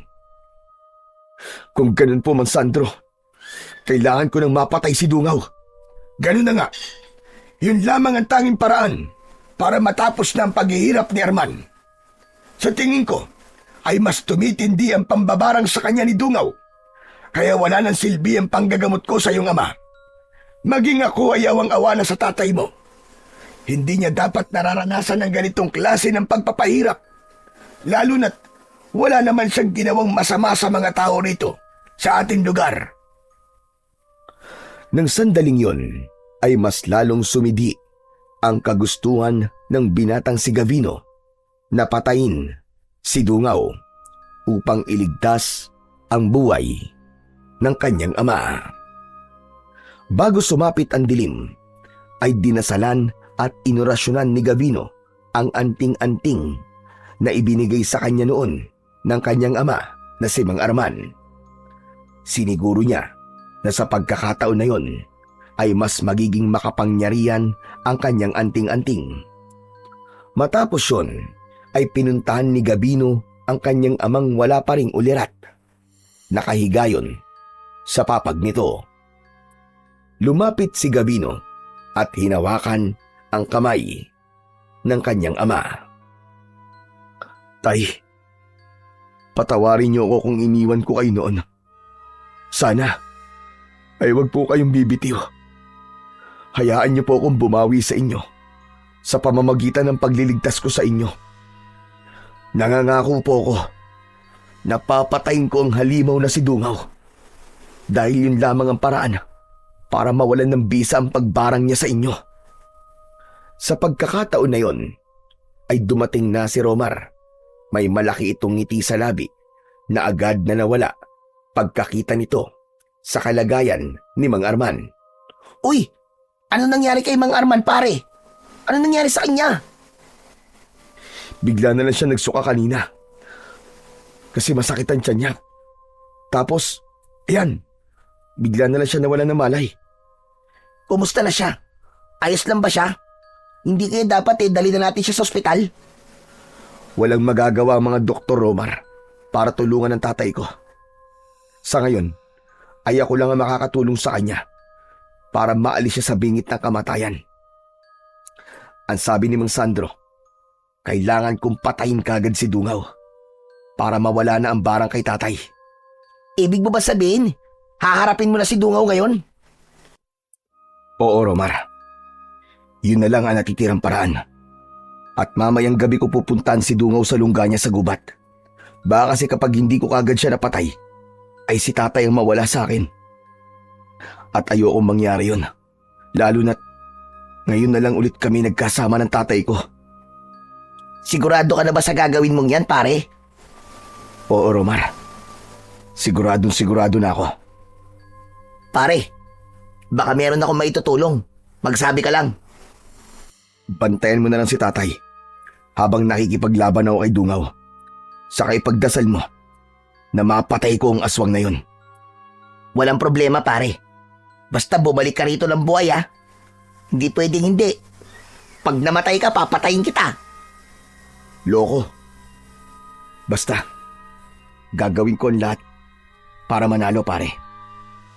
Kahit hindi sigurado si Gavino sa maaaring mangyari sa kanya sa sandaling makaharap niya si Dungaw, ay desidido na siyang ituloy ang planong patayin ito. Gagawin niya ang lahat para mailigtas lamang ang kanyang ama na nanganganib ang buhay ng sandaling yun. Kinagabihan ay naghanda na ang binatang si Gavino sa pagtungo sa pinagtataguan ni Dungaw sa gubat. Kinuha niya ang bagong hasa na itak at hindi niya kinilimutang isuot ang kanyang anting-anting. Romar, ikaw na munang bahala kay tataya. Bantayan mo siyang maigi. Walang problema, pare. Pero sigurado ka ba? Nalalabanan mo si Dungaw ng ikaw lang. Wala na akong pwedeng asahan sa oras na to, pare, kundi ang aking sarili at ang Panginoong Diyos. Teka. Ano kaya kung samahan na lang kita? Tutulungan na lang kitang patayin ng aswang na yon. Salamat, pare. Pero hindi na kailangan. Dito ka na lang at samahan mo si tatay. Mas kailangan ka dito, pare. Okay, sige. Ikaw ang bahala. Basta, mag-iingat ka. Ipagdadasal ko rin na sana ay makauwi ka rito ng buhay. Marahang tumango si Gavino at saka siya umalis ng kanilang bahay. Tinahak ni Gavino ang papunta sa gubat habang may bitbit na lampara na siyang kanyang tanglaw sa kanyang dinadaanan. Noong bata pa siya ay madalas silang maglaro sa gubat, kaya kahit paano ay natatandaan pa rin niya kung nasaan ang kuwebang sinabi sa kanya ng matandang albularyo na si Mang Sandro. Makalipas ang halos kalahating oras na paglalakad, ay narating na niya ang naturang kuweba. Inilapag niya sa kanyang paanan ang lamparang dala niya habang nakatayo ng ilang dipa mula sa bunganga ng kuweba na may katabing malaking puno ng balete. Dungaw! Alam ko nandiyan ka! Lumabas ka, tarapin mo ako! Naghintay si Gavino ng ilang sandali, pero kahit yabag ng paa ni Dungaw ay wala siyang narinig, kaya muli siyang sumigaw. Dungaw! Hindi ko na kayang hintayin ang sinasabi mong tamang panahon para maglaban tayo! Ngayong gabi, kailangan isa sa atin na mawala. Kaya harapin mo ako! Lumabas ka dyan! Hinahamon kita, Dungaw! Sa isang laban hanggang kamatayan! Isang malakas na halakhak ang narinig ni Gavino mula sa loob ng kuweba. Maya-maya pa ay lumabas na mula roon ang halimaw na si Dungaw na may nakakatakot na ngiti. Ginagambala mo ang aking pagpapahinga. Binabalaan kita. Kung nais mo pang mabuhay, ay umalis ka na. Wala akong pakialam sa pagpapahinga mong hayop ka. Magpasalamat ka na lang dahil ako na mismo nagpunta sa'yo rito. Hindi mo ba naiisip na wala kang kalaban-laban sa akin? Mga ninuno mo nga, kahit marami sila, ay hindi nila kagad ako napatay. Ikaw pa kaya na mag-isa lang? Huwag mo akong masyadong minamaliit, Dungaw. Dahil hindi mo alam kung anong kaya kong gawin sa'yo. Lalo na't buhay ng aking tatay na nakasalalay dito. Gagawin ko ang lahat para mailayo siya sa bingit ng kamatayan. Kahit pantanging paraan para magawa ko yun, ay ang patayin ka. Tama ka. Hindi dapat kita maliitin. Lalo na't ikaw ay mula sa angkan ng magigiting na antingero. Pero itong tandaan mo, binata. Sa oras na mapatay kita, ay agad kong isusunod ang iyong ama. At alam mo ang kasunod kong gagawin pagkatapos nun. Gagawin kong aswang ang lahat ng tao sa inyong baryo upang makabuo ako ng isang imperyo ng mga aswang na sasakop sa iba pang lugar. Sa inyong baryo ko itatayo ang aking bagong kaharian. Hindi ako papayag na mangyari yan. Hindi ko hahayaan na magtagumpay ka sa masama mong binabalak, Dungaw. Mas lalo mo lamang akong binibigyan ng dahilan para patayin kang demonyo ka. Masyado nang humahaba ang ating pag-uusap. Simulan na natin ang pagdadala ko sa iyong kamatayan. Titiyakin kong pagsisisihan mo ang iyong kapusukan. Inigpitan ni Gabino ang hawak sa itak habang matiim siyang nakatingin sa halimaw na si Dungaw. Naramdaman niya ang bahagyang pag-init ng suot niyang anting-anting. Hindi man niya kasama ng pisikal ang kanyang ama, ay ramdam na ramdam niya ang presensya nito. Unang kumilos si Gabino. Mabilis ang kanyang mga akbang at walang alinlangan ang kanyang unang pag-atake. Inundayan niya ng malakas na taga si Dungaw, pero nagawa nitong salagin yun gamit ang braso nito. Nasugatan ang braso ni Dungaw, ngunit hindi nito ipinakitang nasaktan ito. Hindi naman nagpatalo ang halimaw na si Dungaw at bigla itong lumundag at sinunggaban ng malakas si Gabino. Sasalubungin sana to ni Gabino ng taga, pero mabilis na umiba ng direksyon si Dungaw. Nawala ito sa paningin ni Gabino hanggang sa naramdaman niya ang pagbaon ng mga kuko nito sa kanyang likod. Mabilis na humarap si Gabino sa kalaban at tilaga niya ito ng malakas sa balikat. Nag-iwan yun ng malalim na sugat, pero sa halip na masaktan ay malakas pang tumawa si Dungaw na animoy nanunuya. Ano bang palagay mo? Mapapatay mo ko ng iyong itak? Hindi ba nasabi sa iyo ng iyong ama na isa kong hanagob at ang isang pangkaraniwang sandata ay walang silbi para ako ay paslagin? Pwes, ipapakita ko sa'yo na kahit pangkaraniwan lang ang aking sandata, ay kaya pa rin kitang patayin. Nagpalitan sila ng matinding atake. Bawat hiwa ng itak ni Gabino ay sinalubong ng mga suntok, kalmot at kagat ni Dungaw. Ngunit habang tumatagal, nagsimulang bumagal ang mga galaw ni Gabino.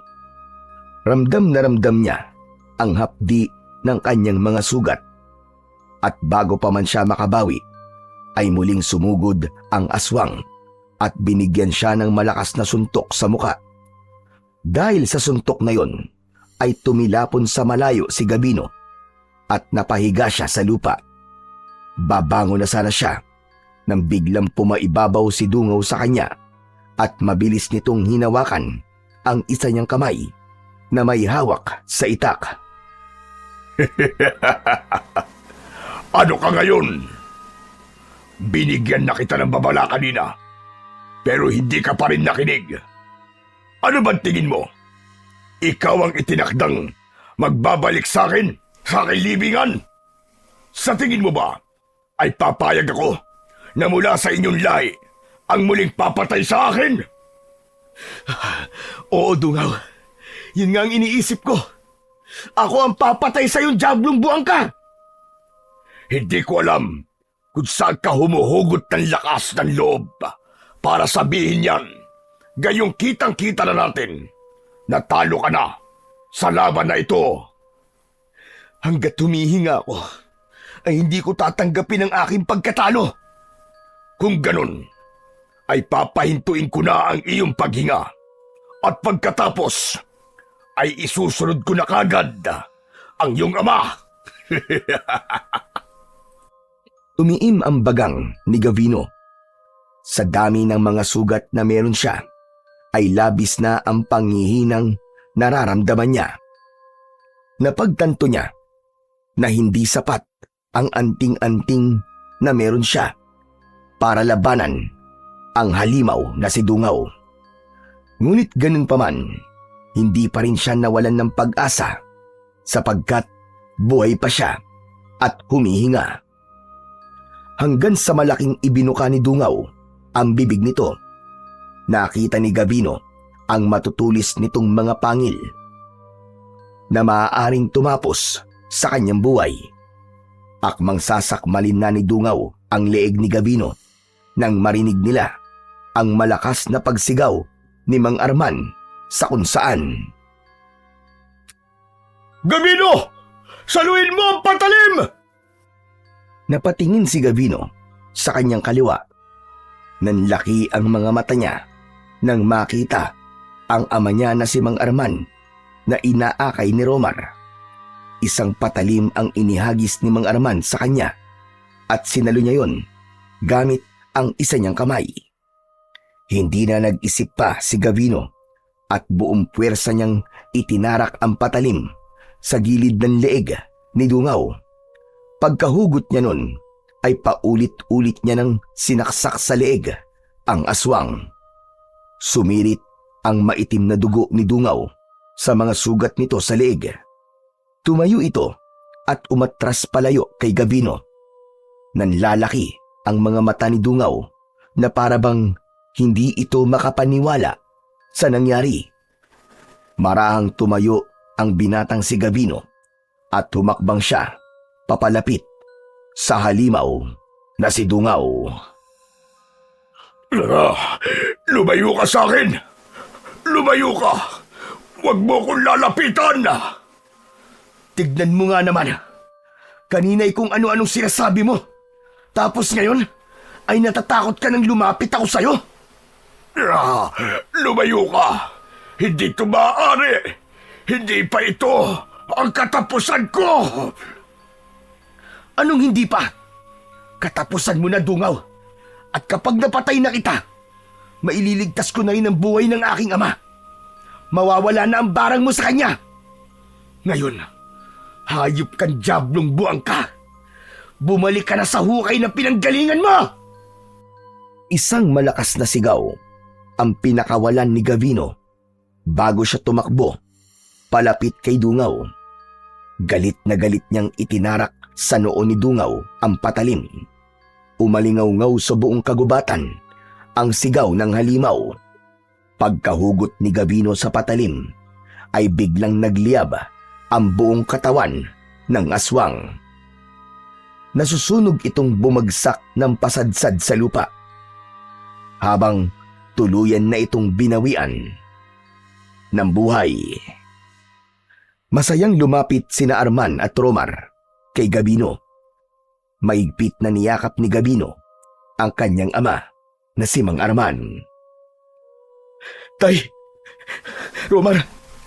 Maraming salamat at dumating kayo. Kung di niyo ako tinulungan, ay baka napatay na ako ni Dungaw. Alam mong hindi kita maaaring pabayaan, anak. Kaya nang malaman ko mula kay Romar kung nasad ka at makikipaglaban ka kay Dungaw, ay agad ko sinabi sa kanya na kailangan ka namin puntahan para ibigay sa iyo ang patalim na hawak mo ngayon. Kung ganon, ano po ba ang patalim na to?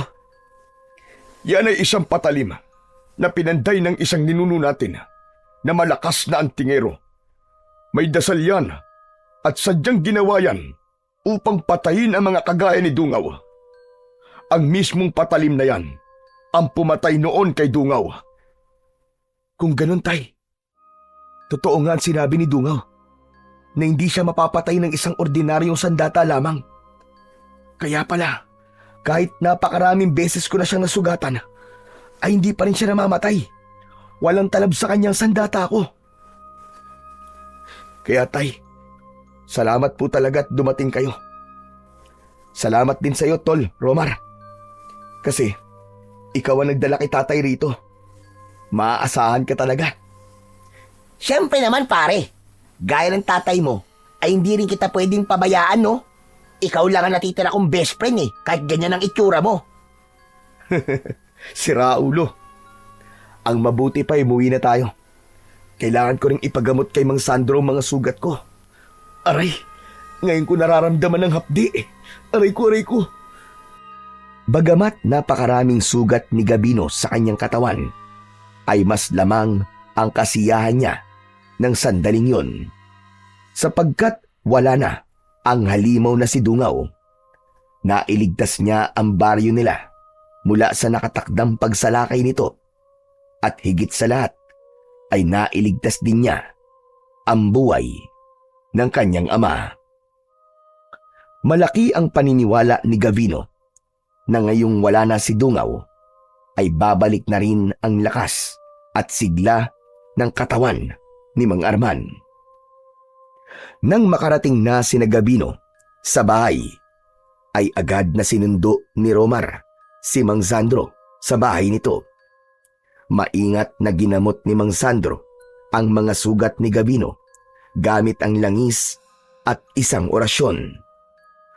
At sa loob lamang ng ilang araw na pahinga at gamutan, ay bumalik na rin sa wakas ang lakas ni Gabino, habang si Mang Arman naman na matagal nang nangihina dahil sa barang ay unti-unting bumalik ang dating tikas at sigla ng katawan. Kumalat sa buong baryo ang balita tungkol sa pagpatay ni Gabino kay Dungaw. Ang takot na bumalot sa buong baryo ay agad na nawala. Lumapit ang mga tao kay Gabino para magpasalamat at kinilala siya bilang isang magiting na antingero at bayani sa kanilang baryo. Isang tagapagtanggol na handang lumaban sa kampon ng kadiliman. Hanggang sa sumapit na ang araw na kailangan ng bumalik ni Gabino sa Maynila. Medyo sariwa pa ang mga sugat niya, ngunit hindi na siya maaaring magtagal pa sa baryo nila dahil sa trabahong kailangan niyang balikan sa syudad. Kampante na rin siya na umalis sapagkat nakita niya kung gaano kabilis na bumalik ang lakas ng kanyang ama. Habang naghihintay sa labas ng bahay ang tricycle na maghahatid kina Gavino at Romar patungo sa bayan, ay nilapitan ni Gabino ang ama niya na si Mang Arman. Bakas ang lungkot sa muka ng tatay niya. Hindi na ba talaga magbabago ang isip mo, anak? Hindi ba pwedeng manatili ka pa rito ng ilang araw? Tay, mangyari po kasing 3 linggo lang po kasi ang kinuha kong bakasyon mula sa trabaho ko. Pero wag po kayo mag-alala, tay, dahil dadalasan ko na po ang pagdalaw ko sa inyo. O siya, mukhang hindi na talaga kita mapipigilan sa pag-alis. Kung ganun, ay mag-iingat kayo ni Romar. Kayo rin po, tay, ha? Mag-iingat din po kayo kapag magsasagawa kayo ng kung anong orasyon, ha? Baka kasi mabuhay niyo na naman po si Dungaw o kung sino mang aswang. Hindi na. Natuto na ako sa pagkakamali ko, anak. Nangangako ko na hindi na yun mauulit kahit kailan. Ayos. Mabuti naman po kung ganun. Sige po, tay. Aalis na po kami ni Romar. Mano po? Matapos magpaalam ni Romar kay Mang Arman, ay sumunod na ito kay Gabino sa pagsakay sa tricycle. Nang umandar ang tricycle, ay tumingin si Gabino kay Arman at kumaway sila sa isa't isa. Magaan na ang loob ni Gabino ng mga sandaling yon sapagkat tuluyan na silang nagkaayos ng kanyang ama. Maya-maya pa ay napatingin si Gabino kay Romar at napansin niya ang malaki nitong ngiti. Teka. Bakit parang ang saya-saya mo? Halos umabot na sa batok mo yung pagkakangiti mo, ah. Masaya lang ako para sa inyo ng tatay mo. Pero pare, kapag babalik ka rito, ay isama mo ako ulit ha. Bakit naman? Nagustuhan mo na ba tong lugar namin kahit may aswang? Hindi pare. Nangako kasi ako kay Rosana na babalik ako rito. At sino naman si Rosana? Yung magandang babae na nakita natin dati. Naniligaw ako sa kanya eh. At alam mo ba na sinagot na niya ako? Oo, totoo talaga yung hula sa atin pare. Napakagaling pala talaga ng manghuhula na yon. Walang Jo. Saludo na talaga ako sa pagiging matinik mo pagdating sa mga babae, pare. Hayaan mo, pare. Sa susunod, pagdating sa bagay na yan, magpapaturo ako sa'yo. Nagtawanan sina Gabino at Romar. Masaya si Gabino para sa kanyang kaibigan at tahimik niyang ipinagdasal na ang babaeng nakilala ni Romar sa kanilang baryo ay ang babaeng makakasama na talaga nito hanggang sa pagtanda nito. Ligtas na nakabalik sina Gabino at Romar sa Maynila. Mas madalas nang umuwi si Gabino sa Leyte upang dalawin ang kanyang ama at palagi siyang sinasamahan ni Romar dahil naroon ang nobya nito. Dumating ang panahon na ikinasal na si Romar at ang babaeng nakilala nito sa kanilang baryo. Tuluyan na ring nakumbinsi ni Gabino ang kanyang ama na sa Maynila na manirahan upang magkasama na sila ng tuluyan at makapagpahinga na ito. Paminsan-minsan ay bumabalik pa rin silang mag-ama sa Leyte upang dalawin si Mang Sandro na naging malaking bahagi ng kanilang kaligtasan. Sa bawat pagbisita ni Gabino sa kanilang baryo, ay naaalala niya ang lahat ng pinagdaanan nila at ang bigat ng laban na kanilang nalampasan. Natutunan niya na gaano man kalaki ang galit o lamat sa relasyon ng isang ama at anak, ay laging may pagkakataon para ayusin ito basta parehas na bukas ang mga puso nila sa pagpapatawad, pagtanggap at pagmamahal.